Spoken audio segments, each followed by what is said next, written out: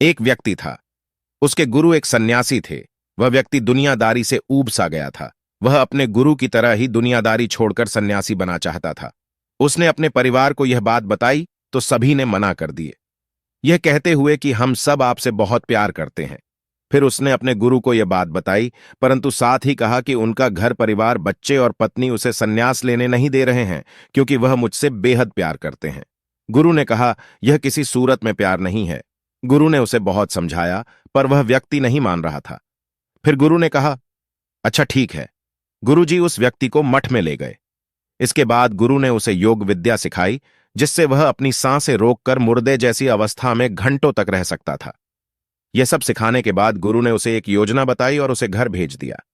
दूसरे दिन वह व्यक्ति अपने घर पर मुर्दा पाया गया।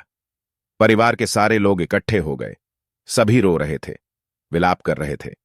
वही उसकी पत्नी सबसे ज्यादा दुखी हो रही थी। पूरे घर में कोहराम मच गया था। सभी की आंखें नम थीं। वह व्यक्ति मुर्दा अवस्था में था, मगर योग अभ्यास से आसपास के माहौल को महसूस कर सकता था और सुन सकता था। उसे बड़ा सुकून मिला कि उसका परिवार उसे कितना प्यार करते हैं। अंततः उसने सन्यास का इरादा त्यागने का फैसला कर लिया। कुछ ही देर बाद उस व्यक्ति के गुरु वहां पहुंचे। गुरु ने सभी को शांत किया और अपने शिष्य के पड़े शव को देखा। कुछ देर शव को देखने के बाद उसके परिवार वालों को कहा, इस शव में जान फूंका जा सकता है। इस व्यक्ति को मैं अपनी विद्या से जिंदा कर सकता हूं। यह बात सुनकर घर के सभी लोग बहुत खुश हो गए।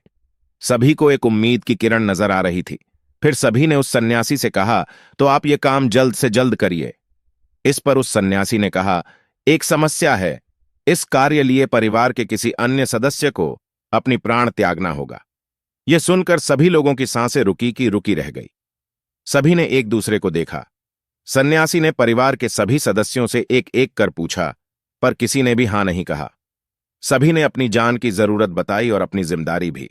सन्यासी ने फिर उस व्यक्ति के पत्नी से कहा, अगर यह नहीं रहे तो तुम कैसे जियोगी? उसकी पत्नी ने तुरंत जवाब दिया, मैं इनके बगैर भी जी लूंगी। गुरु ने उस व्यक्ति के बच्चों से भी यही सवाल किया। उनका भी जवाब नहीं थी।